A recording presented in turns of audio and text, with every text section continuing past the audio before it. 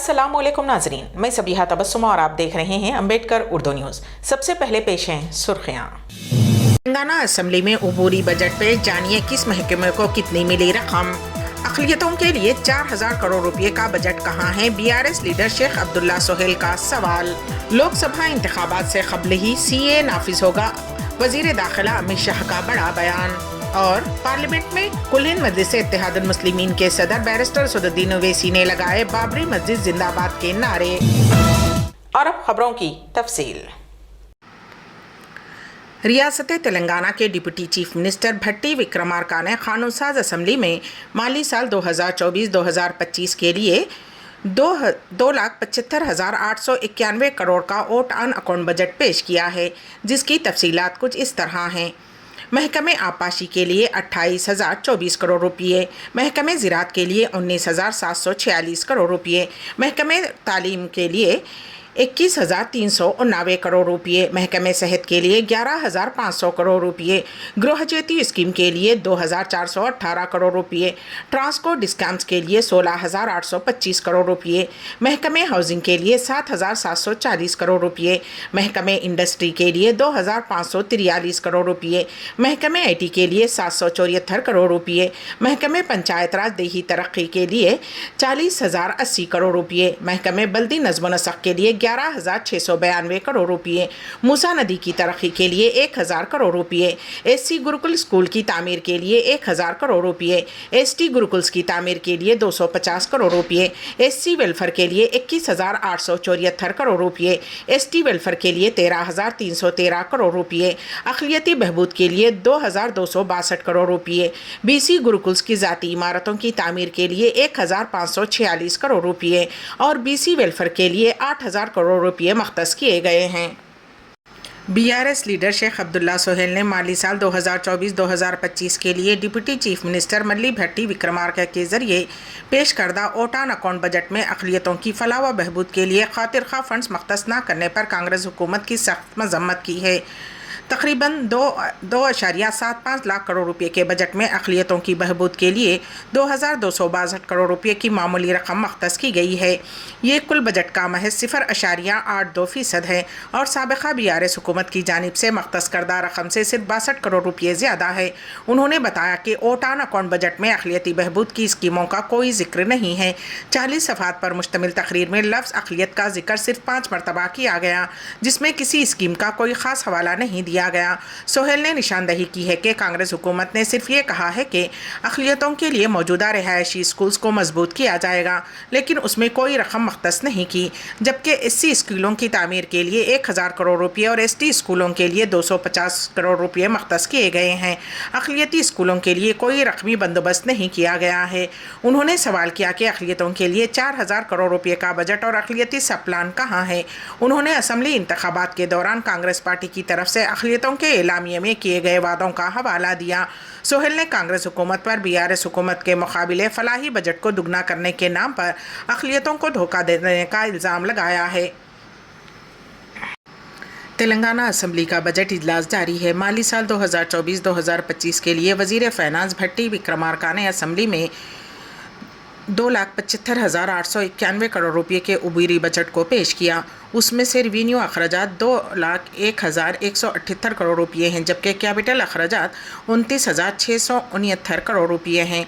Budget में अक़लियतों की बहबूद के लिए 2,262 करोड़ रुपये मख्तस किए गए हैं, जबकि BC तबके के लिए 8,000 करोड़ रुपये, SC तबके के लिए 21,000 करोड़ रुपये और ST के लिए 13,000 करोड़ रुपये मख्तस किए गए हैं। कांग्रेस की 6 जमानतों के निफाज के लिए 53,196 करोड़ की तजवीज़ रखी गई है। बताया जाता है कि ये अलाटमेंट सिर्फ एक इब्तदाई तखमीने के मुताबिक किया गया है। भट्टी विक्रमार्का ने कहा कि चूंकि जमानतों के लिए तरीक़ेकार वज़ा करने का काम अभी जारी है, उसके मुकम्मल होते ही हम अमल दरामद के लिए दरकार मुकम्मल फंड्स मख्तस कर देंगे। वज़ीर श्रीधर बाबू कानून साज कौंसिल में बजट पेश कर चुके हैं। انوار العلوم کالج کے طلباء نہ صرف تعلیمی میدان میں بلکہ کھیل کے میدان میں بھی اپنی صلاحیتوں کا مظاہرہ کرتے ہوئے کامیابیاں حاصل کر رہے ہیں۔ ایسے ہی ایک مقابلے میں جو کہ حیدرآباد کے ایل بی اسٹیڈیم میں منعقد ہوئے تھے، عثمانیہ یونیورسٹی انٹر کالج وشو چیمپئن شپ منعقد ہوئے، جس میں انوار العلوم کالج کے طلباء نے حصہ لیا اور گولڈ، سلور و برانز میڈلز اپنے نام کیے۔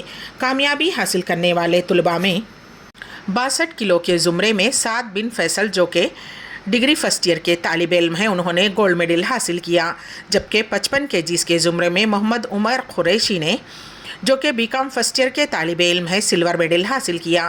62 کلو کے زمرے میں سید بقیر حسین نقوی نے جو کہ ڈگری فرسٹ ایئر کے طالب علم ہیں برانز میڈل حاصل کیا، جبکہ 92 kgs کے زمرے میں سید رضوان علی جو کہ بی کام فرسٹ ایئر کے طالب علم ہیں نے برانز میڈل حاصل کیا۔ 60 kgs کے زمرے میں فصیح مہدی خان جو کہ بی کام سیکنڈ ایئر کے طالب علم ہیں انہوں نے بھی برانز میڈل حاصل کیا، جبکہ 64 کلو کے زمرے میں محمد جو کہ بی کام سیکنڈ ایئر کے طالب علم ہیں، انہوں نے گولڈ میڈل حاصل کرتے ہوئے شاندار کامیابی حاصل کی ہے۔ ان کی اس شاندار کامیابی پر انوار العلوم کالج کے joint secretary Nawab Mujahid Alam Khan Sahab, director of Anwar ul Uloom educational institution professor Ahmed Baig Sahab, principal Mohammed Abdul Razzaq Sahab, vice principal doctor Shafiq ur Rahman Sahab, sports director Haji Memon Sajjad Sahab و physical director G Anil Kumar و فیکلٹی ممبرس نے نہ صرف ان طلباء کی ستائش کی بلکہ انہیں مبارکباد بھی پیش کی۔ حیدرآباد کے مضافاتی علاقے میں دن دہاڑے ایک خاتون کے گلے سے سونے کی چین چھیننے کا واقعہ پیش آیا۔ تفصیلات کے مطابق پٹن چیرو کے امین پور میں ایک خاتون اپنے 4 سالہ بیٹے کے ساتھ سڑک پر جا رہی تھی کہ 2 نامعلوم افراد نے بائک پر جاتے ہوئے خاتون کے گلے سے سونے کی چین کھینچ کر فرار ہو گئے۔ اس دوران خاتون اور ان کا بیٹا سڑک پر گر پڑے۔ خاتون نے شکایت کی کہ اس کے گلے سے 8 تولے زیور تھا، اسے نامعلوم افراد نے چھین کر فرار ہو گئے۔ پولیس نے اس سلسلے میں کیس درج کر لیا ہے اور ان دونوں کی تلاش شروع کر دی ہے۔ آپسی جھگڑوں کے بعد برہم بیوی نے گرم چمچے سے اپنے شوہر کے چہرے پر چرکے دے دیے۔ اطلاعات کے مطابق Banjara Hills road number Ambedkar Nagar بستی کے گنڈپا نامی مزدور کے گزشتہ کچھ دنوں سے اپنی بیوی لکشمی کے ساتھ جھگڑے ہو رہے تھے۔ بیوی نے کل جھگڑے کے چلتے اپنے بھائیوں کو بلا لیا۔ انہوں نے گنڈپا کو خوب مارا پیٹا۔ بھائیوں سے پٹائی کروانے کے بعد بھی بیوی کا غصہ ٹھنڈا نہیں ہوا۔ بیوی لکشمی نے اس دوران برہمی کے عالم میں گرم چمچہ لا کر اپنے شوہر کے چہرے پر چرکے دے دیے، جس کے نتیجے میں وہ جھلس گیا۔ شوہر کی شکایت پر پولیس نے کیس درج کر لیا ہے۔ ایسا محسوس ہو رہا ہے کہ قبل از وقت موسم گرما کا آغاز ہو چکا ہے۔ جاریہ سال موسم گرما کے آغاز سے قبل ہی گرمی کی شدت میں اضافہ ہو گیا ہے۔ فروری میں ہی اپریل کی طرح کی دھوپ کی شدت میں اضافہ ہوا ہے۔ ریاست میں چند مقامات پر 38 ڈگری سیلسیس درجہ حرارت ریکارڈ ہوا ہے، جبکہ 16 فروری کے بعد گرمی میں مزید اضافے کا امکان ظاہر کیا جا رہا ہے، جس کے ماہرین کا کہنا ہے کہ اس سال موسم گرما کی شدت میں اضافے کا امکان ہے۔ کندل ہند مجلس اتحاد المسلمین کے صدر و رکن پارلیمنٹ حیدرآباد بیرسٹر اسد الدین اویسی نے پارلیمنٹ میں لگائے بابری مسجد زندہ باد کے نعرے۔ انہوں نے لوک سبھا میں بات کی۔ انہوں نے ایودھیا میں رام للا پر منعقد شدنی مختصر دورانیے کی بحث میں حصہ لیا۔ اس موقع پر خطاب کرتے ہوئے انہوں نے بابری مسجد زندہ باد، بھارت زندہ باد کے نعرے لگائے۔ انہوں نے یاد دلایا کہ پارلیمنٹ نے 16 دسمبر سن 1992 کو بابری مسجد کے انہدام کی مذمت کی تھی۔ اس واقعے کی وجہ سے VHP جیسی تنظیموں پر ذات پات کے تشدد کا الزام لگایا گیا۔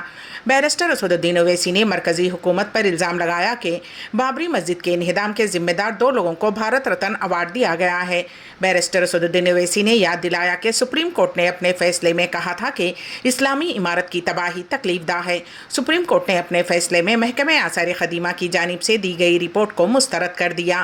بیرسٹر اسد الدین اویسی نے کہا کہ مسجد بنانے کے لیے مندر نہیں توڑا گیا۔ بیرسٹر اویسی نے کہا کہ وہ وزیر اعظم مودی سے ایک سوال پوچھنا چاہتے ہیں کہ کیا مودی جی کی حکومت صرف ہندوؤں کے لیے ہے یا پوری قوم کے لیے؟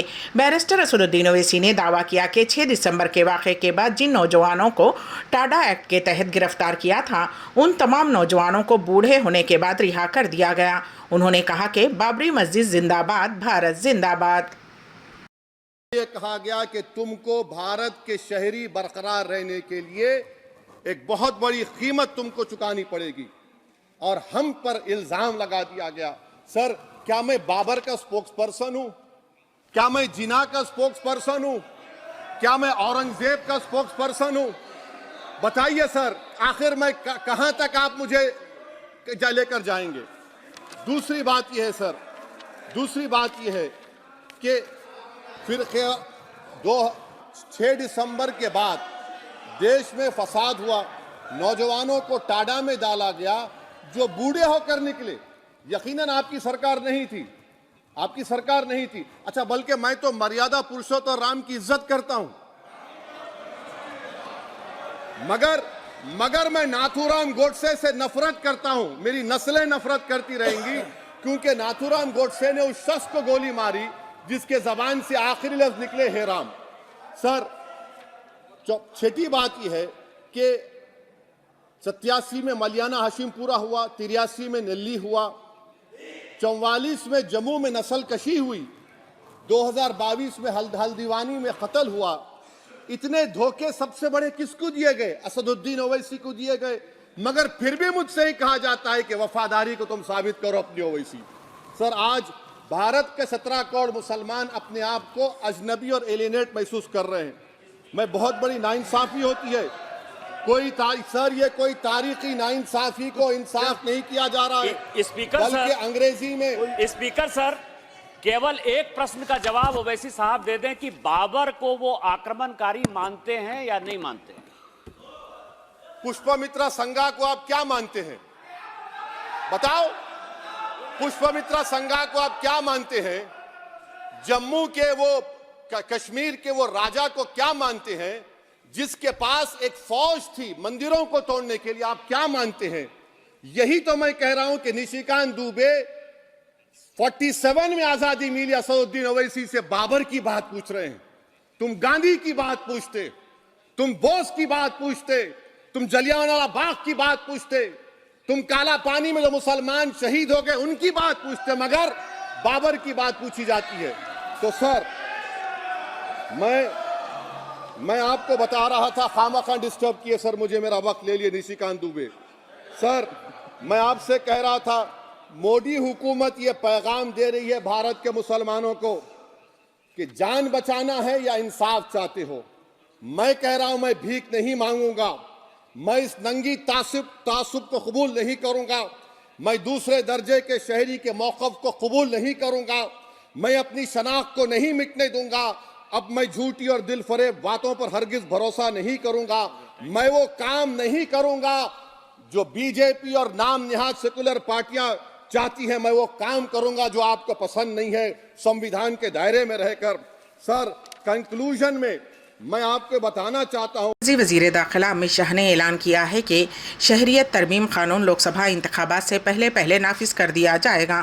انہوں نے بتایا کہ سن 2019 میں منظور شدہ یہ قانون قواعد جاری ہونے کے بعد لوک سبھا انتخابات سے قبل پوری طرح نافذ کر دیا جائے گا۔ مرکزی وزیر داخلہ نے مزید کہا کہ بی جے پی پھر سے اقتدار پر آئے گی اور اپوزیشن کی جماعتیں اپوزیشن میں ہی رہیں گی۔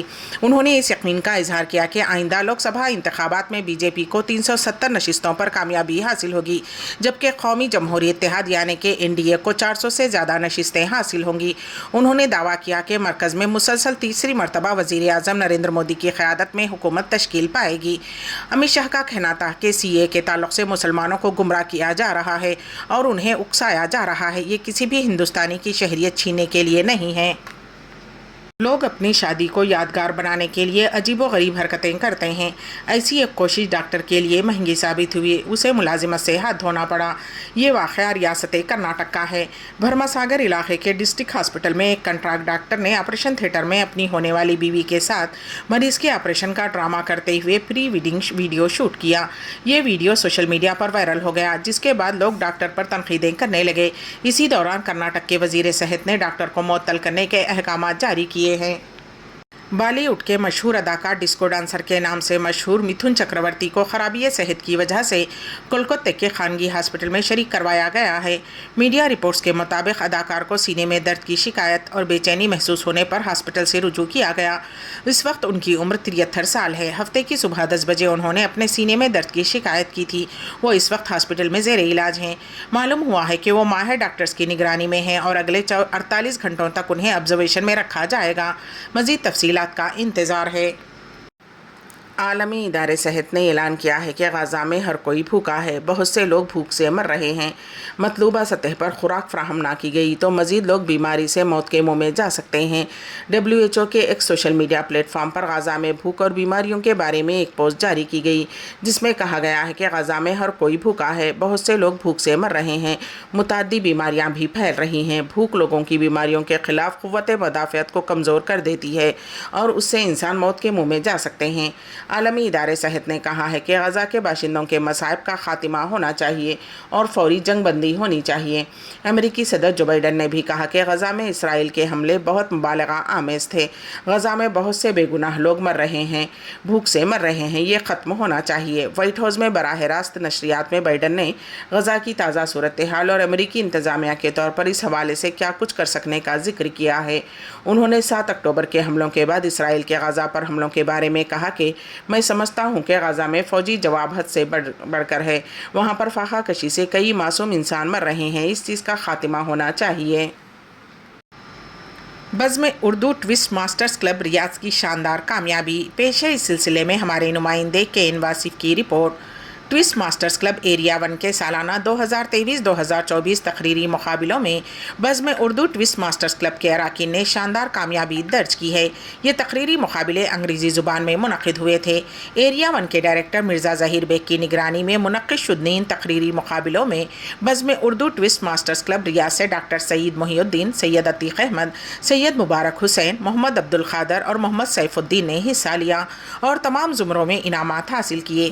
بزم اردو کلب کے عہدیداران KN واصف، عبدالقدوس جاوید، محمد مبین، سید عبدالحامد، کوثر نسیم نے تمام اراکین کی ستائش کی اور انہیں مبارکباد پیش کی گئی۔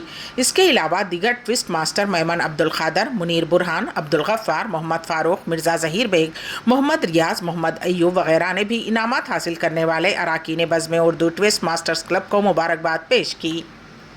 امبیڈکر اردو نیوز کے اختتام سے قبل دوبارہ سرخیوں پر ایک نظر۔ تلنگانہ اسمبلی میں عبوری بجٹ پہ جانیے کس محکمے کو کتنی ملی رقم۔ اقلیتوں کے لیے 4000 کروڑ روپے کا بجٹ کہاں ہے؟ BRS لیڈر شیخ عبداللہ سہیل کا سوال۔ لوک سبھا انتخابات سے قبل ہی CAA نافذ ہوگا، وزیر داخلہ امت شاہ کا بڑا بیان۔ اور پارلیمنٹ میں کل ہند مجلس اتحاد المسلمین کے صدر بیرسٹر اسدالدین اویسی نے لگائے بابری مسجد زندہ باد کے نعرے۔ اسی کے ساتھ ہی امبیڈکر اردو نیوز یہیں پر اختتام پذیر ہوتی ہیں، تو دیجیے گا سبیحہ تبسم کو اجازت۔ اللہ حافظ۔